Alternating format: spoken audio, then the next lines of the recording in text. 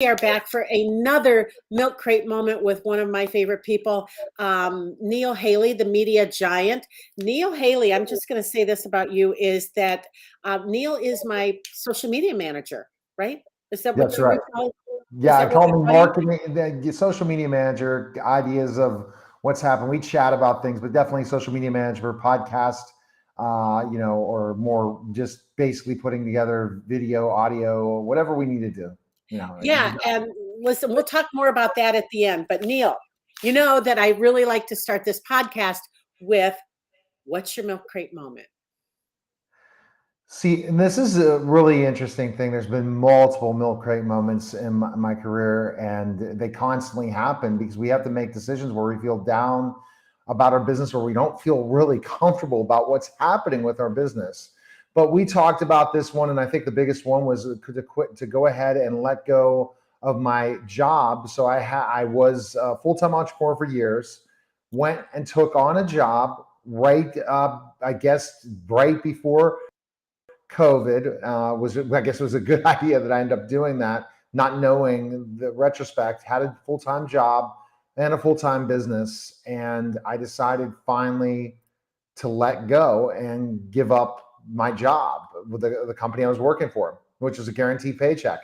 And I've always wanted and wished that, because ultimately at one point in time there was at least a salary to live on throughout my career as an entrepreneur. But this is the first time I said, I'm going to take this chance. I believe it's going to happen. I'm going to stop working completely and just do my business. So And it was hurtful in a lot of ways because no one did believe in me. So I was telling people, hey, I'm going to quit my job. Are you kidding me? That's not really good. You have a really good job. Why would you do that? And all these things. So that's where I kind of had that down point. Like, no one believes in me, and I'm going to go ahead and try this. well, I believe in you, but I want to go back for a minute. So when you were a professional wrestler, which I still find, I told you yesterday, I find it fascinating that you were a professional wrestler because you don't look the gimmicky part anymore, right? But No. so when you were a professional wrestler, is that what you were calling where you were first an entrepreneur and then you left it to get a job? Is that what that was? Or No, so really, I was an entrepreneur even in wrestling business, where basically I'd sell gimmicks at shows.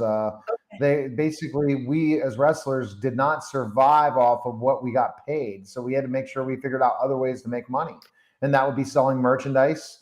And down the line, I was selling everything from WCW to WWF, which is WWE merchandise now. Dealing with distributors and having my first business right off the bat there, where selling at shows. And every show I'd go into, I'd say, okay, I'm only going to make this to get to wrestle, but I got to make some money too.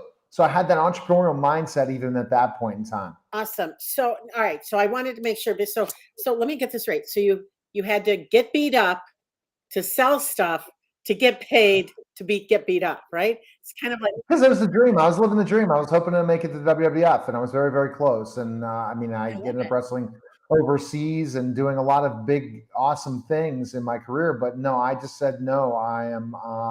I have to find ways to make money as well at this while doing it, and it's great to make extra money. So Anyone that has an entrepreneur mindset wants to make more money, right? They're not just going to go, beat up their bodies and be done like that. You know what I mean? I So. I do know what you mean. So you left. So was it the pro wrestling you left to get a job, or Was there another No, business no, in that? there's a long, long, long line. That's the end of the line. But at Okay. that point in wrestling, I went back to school to become a teacher. So I retired in 1999 in Bremen, Germany, wrestled overseas, was the closest to the level and pinnacle. And I kind of had this moment and said, no, I want to be a family man. I want to be at home. I want to go and I'm going to find a profession to do, because it just wasn't the time or place what I wanted to do. I Yeah. don't know if I have, regrets for doing what I did. I think it saved my life in wrestling, because a lot of times a lot of the guys I wrestled with ended up dying that were even younger than I was. Wow. So in a lot of ways, I said, you know what, this is the best move possible, and I went back to become a teacher. So I had to finish up my undergrad, because I didn't even finish my undergrad at La Roche. So I have a master's degree from Duquesne University in education, and I have an undergrad at La Roche, and I just in history. And I just said, oh, I went back to school, and then I got my teaching degree and taught for X amount of years, Awesome. and kind of was stayed in the shadows Well, as a teacher. oh, interesting. So let's move. All right, let's move on to where you left your business to go back into teaching. I'm sorry, to go back into being having a job. Job. We call it a job. Oh man, that probably you probably hit more of a milk crate moment than anything in the world, because I was on fire. I was doing really well, in my opinion. Yet, unless you live in an entrepreneur's shoes, you don't look at it. It's a guaranteed paycheck, right? Right. You're waiting on clients to pay you. You're waiting on specifically getting sales. You're waiting on the next opportunity. It's a roller coaster ride. You got to live, and you got to have it. And you have to have people in your court that surround you that believe in that. And I didn't. So I didn't have those people around me supporting me. So I said, you know what? What I'm going to do? I'm going to go back and get a JOB, which was real. I mean, teaching was not a JOB. This is the difference. Okay. Teaching, you have the creative ability. You really, it's your classroom. You have a lot of autonomy compared to getting a JOB, where you're going to go and have to start work at a certain time in the day and go out throughout the day, and you're going to be following directives. The teacher doesn't follow directives. The teacher teaches. And so I took a job without really feeling, my business was doing pretty well, and I took a job for more guaranteed money. And it was very difficult to do that. I was told that it would be like an entrepreneur mindset, but once I saw, man, every day the same, and there's no real excitement every day like my days now, and like my days ever when I've been an entrepreneur, it was a struggle. It was a struggle, but to know I was even thinking of closing down my business altogether. Wow. I said, but no, I really support a lot of my clients. I want to keep working with them. So I'm going to, keep the full-time job and keep the business in, I guess, going, if you would say. And then what? And then what? Oh, so then I decided to keep growing the business again while working full-time, which is crazy. The hours were nuts. It was crazy. 5 o'clock hit, boom, let's go do the radio show. Mm-hmm. Let's do the podcast, boom, let's keep working. Let's work on deals, take care of things. And then early morning before the day starts, let's work, then hit the job. So really, it was pretty crazy. Then what? Well, what happened was I saw that I still had that value. I still had that belief system. And I said, I'm going to grow a business because I have an entrepreneur mindset. I told you when I was wrestling, getting beat up, well, I consider that the same equate of having a job, getting beat up in the ring, the same thing. Well, I need more money, so I'm going to go hustle more. And it's not I needed money, I wanted more money. Right. So I kept growing. And when you're doing well what you do, you keep doing it. And you keep finding other opportunities or other entrepreneurial things or chasing some other idea. Because people get attracted to people who can attract many people, and I had the personal brand, I had the different things, so people would come to me with business ideas. So I always constantly was inventing or ideation to look at the next business opportunity or idea during that mindset, but still having a guaranteed paycheck, because you can take a lot more risks and really not do the right decisions with a business because there's no real, hey, I got to go make a sale next week. Right. I got to bring a new client in tomorrow, or else I'm not going to be able to pay the bills. Right. And that was a mindset at the beginning of the process to now, but meaning that's the days. If anyone is doing this full time or even part time, the stress is they don't know what money's going to come in each month or not, unless you have a consistency and a development. Right. So now you're working a job and you're hustling on the side, right? With the fun stuff, doing all the fun stuff. Said no. So I'm making the business. My business make as much as my job. So I'm pretty much. So I was not bringing it to the level of the area, and then I just kept doing the interviews because I love doing celebrity interviews and different things. So I really didn't have a lot of podcasts that I was producing or anything. I was more doing my stuff, interviewing celebrities. It was COVID time, and I had a lot of big time celebrities, and I interviewed them, and it just kept going. On my lunch hour, whatever time I needed to do it. So you're right. If you would say I was kind of treating it a little bit like a hobby in certain aspects, I would say so. Well, I didn't say that, but A little bit, right? So now have you stepped away from your job completely now from the job? Oh, that was back in April of 2021. So I walked away April 2021 after really having some great success on Clubhouse and seeing specifically enough that I have from all those years of doing all these fun things to keep doing what I love, which is radio and podcasting. I said, this is going to be really great and I can really help a lot of people. So I stepped away from my job and left in April of 2021. So that was probably a very milk crate moment of pain at first, but a lot of relief, but then what to do next. Because once you do that, you go through a lot of hustle and bustle and challenges. So who do you feel like helped you through that milk crate moment? Right. And I'm guessing the milk crate moment, I want to go back for just a second because the milk, if what I heard you say is nobody believed in you, right? Is that when that all Correct. happened, when you stepped away in 2021 and really Yes. decided to re Right. They said there's no way you're going to make up that income of your salary. There's no way you're going to be able to do this full time. It's impossible. It's not going to happen. You can't do it. Okay. That's it. And a lot of people told me that. And I said, nope, I'm doing it. Because I said, this is killing me to continue to work for a job that, again, they were micromanaging me and coming up, trying to utilize me in any way for what I was able to do for companies that I'm like, no, I gotta go. This is it. This is the time. That things were getting crazy. I was working the 19, 20-hour days and sleeping 4 or 5 hours sometimes. So I'm like, I gotta be done. Yeah. So So you stepped away, you became an entrepreneur doing the media. a second time, because remember I had my own business before. Right. This milk moment then, and then this is back in so went back to the full-time thing again. Yeah. Okay, so now when we're transitioning from a job to your business here full time, who helped you get through that milk crate? Who did believe in you? That is somebody that's in my team I would not mention, but ultimately there was someone that did believe in me that really kind of put my fire and lit my fire into the way that I can do it, and I'm good enough to do it, and I can do it, and I'm very talented.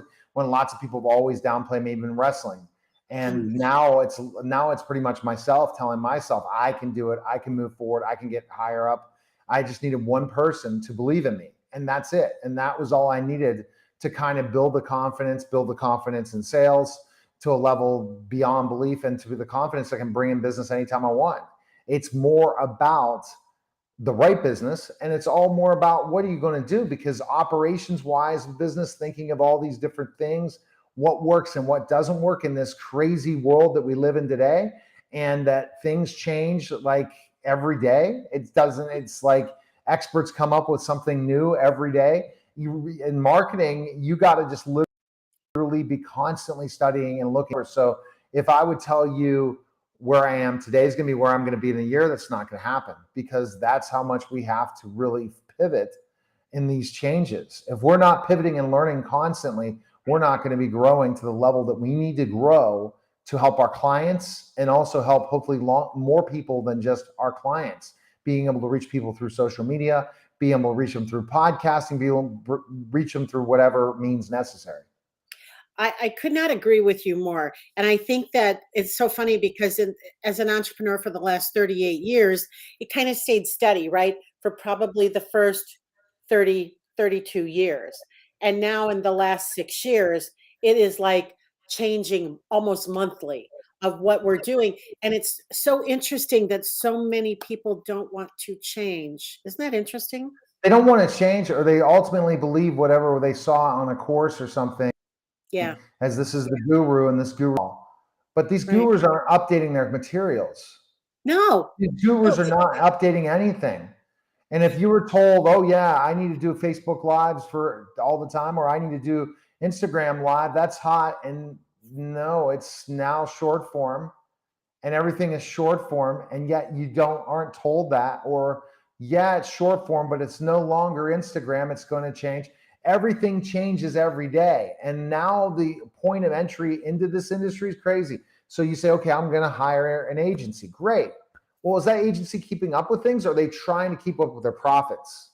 That's the question you have to ask. Are they willing to tailor something for them. That's one thing I've really come up with as realization. And it was what I was before, but I kind of didn't. And I tried to put it into what the experts say. Now I really, when I work with clients, I want to tailor a program that works exactly for them.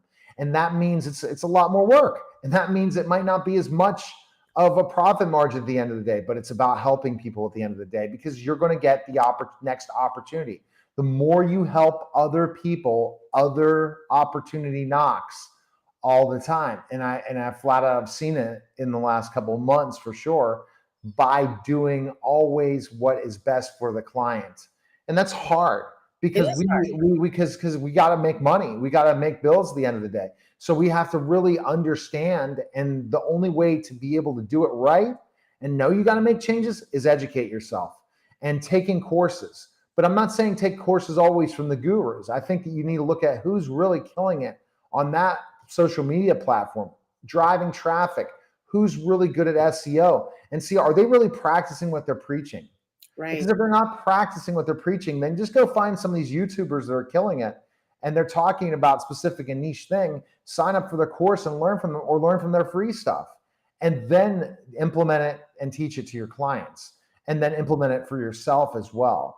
And that's the thing. But I think the point of entry in podcasting is ridiculous now. Everyone needs $1,000, $1,500 mic.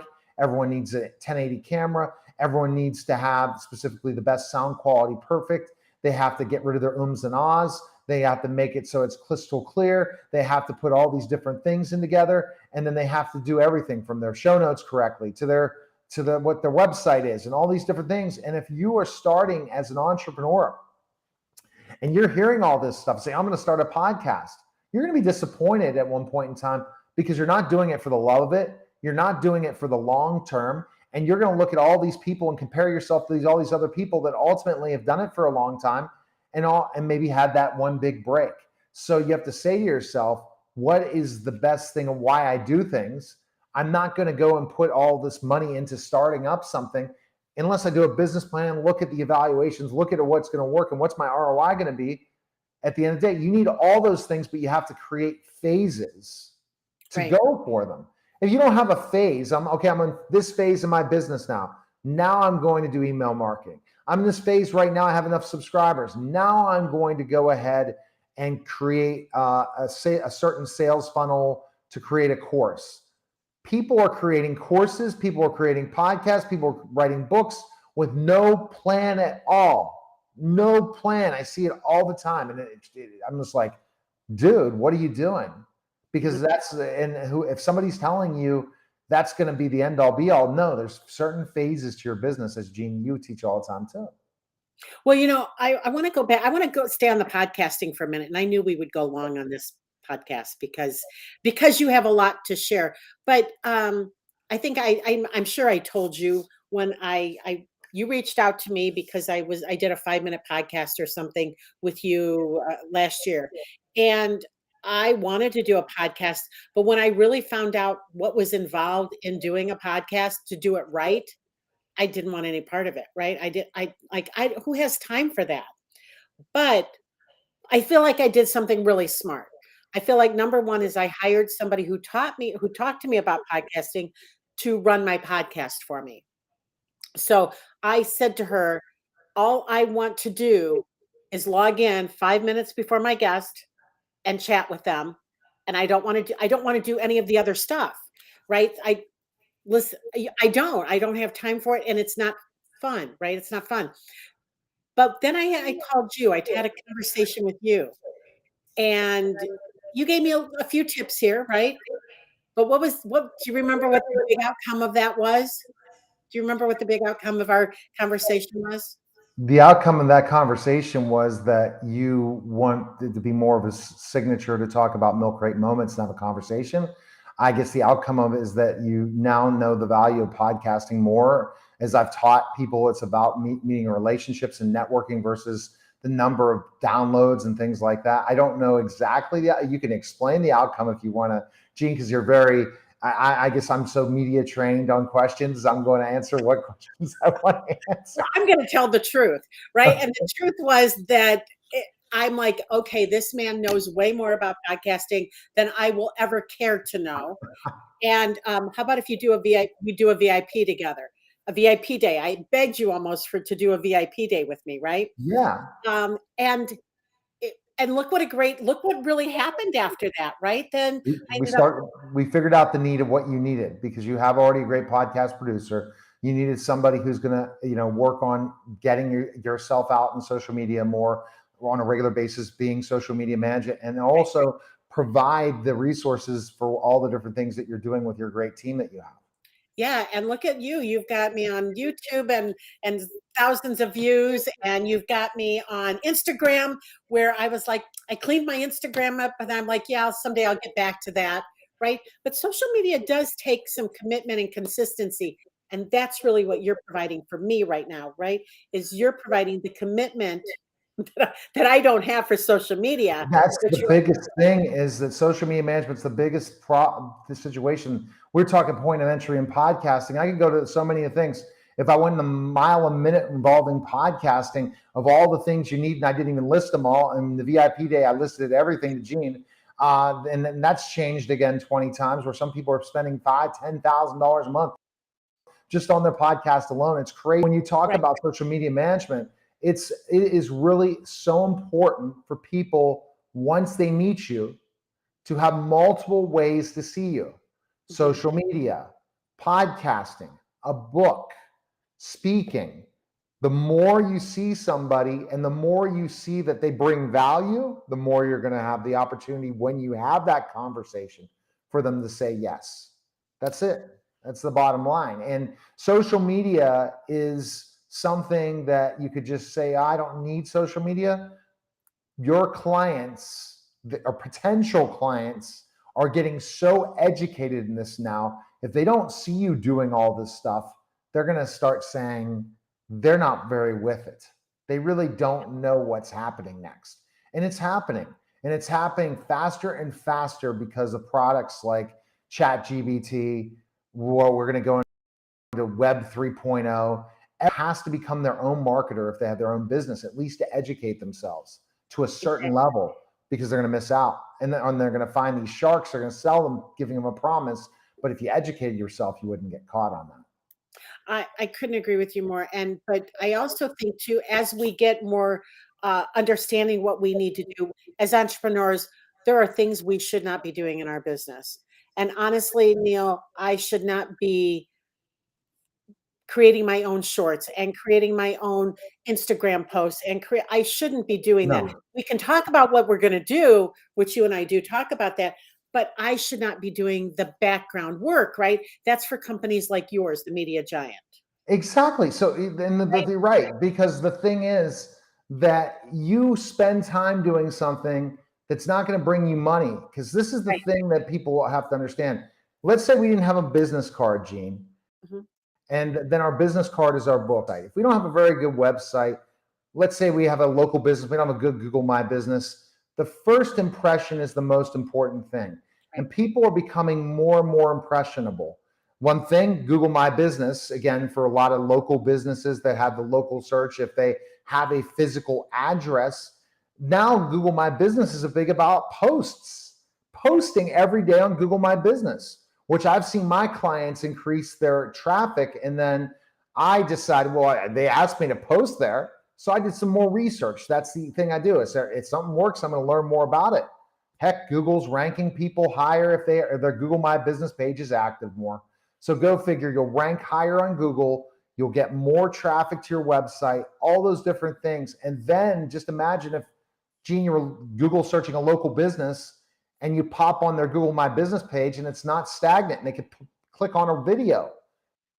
Right. They said, I'm sold, I'm going to the person, right? That's the power of where we're at. And if we're going to spend the time necessary with not much experience, spending 4 or 5 hours a day on social media, let's just even say 2, that could be lost money that you wouldn't imagine.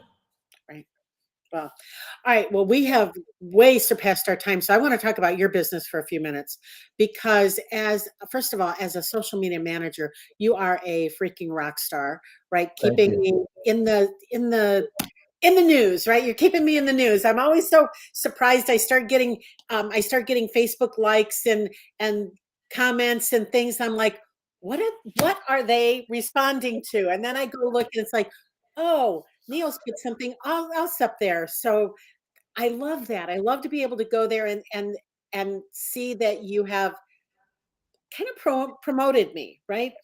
And like you do all your clients. You're No, just I making think it's so important to have good content, and the way I make it for you is done for you. You don't need to give me content. If you get to interview on my show, you want to just create videos together, give me videos. I'll pull the great information out that everyone provides. What I work with is I work with amazing people with amazing stories, or amazing business with amazing stories.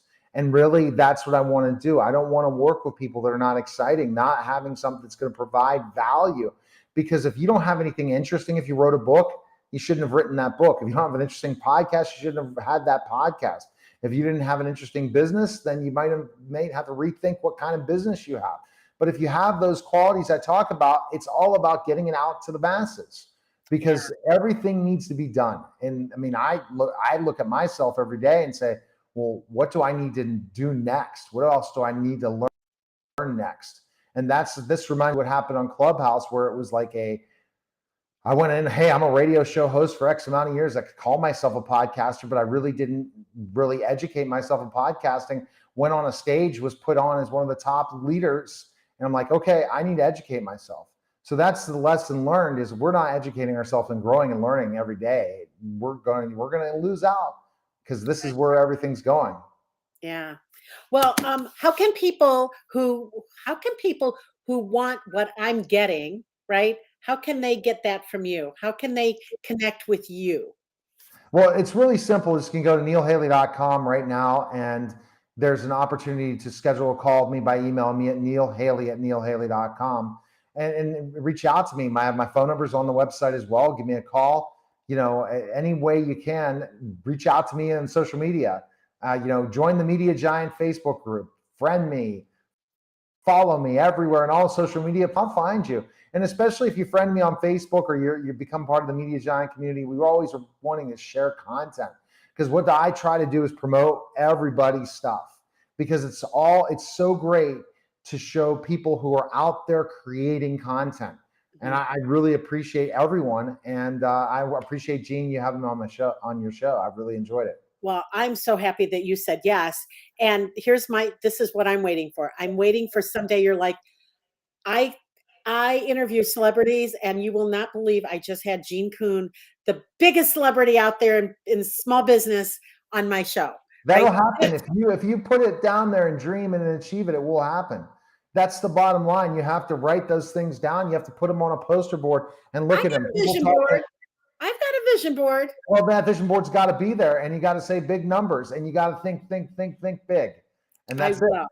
I will. Neil, you can reach to the stars, and that's important. But go ahead. Well, I always like to end with one thing. What is the biggest piece of advice you can share with this audience? The biggest piece of advice I can share is basically, don't be afraid to get out there in your business. If you don't go out there and, get out there, put yourself out there on social media, video yourself, take pictures, put selfies out there, tell what your secret sauce is. If you're afraid to go out there and do that, you really are missing out, because it doesn't matter what people think. What matters is how many people you can help on a daily basis and a yearly basis, and create a legacy for yourself. Well, I think Zig Ziglar said it best when he said, you can have everything you want in life if you just help enough other people get what they want. And exactly. I have been living that way for the last 30 some years. When I met him and he told me that, I took that to heart, and that's exactly how I live my life. And I know it's how you live yours. Well, I know it's because you got to keep being driven. That's what makes every day exciting. Appreciate it. Yeah. Neil, thank you so much for being here. Have a good day. And we'll be back Friday with another podcast, another Milk Crate Moments. Have a good day. All right, Jean. Thanks. Thanks.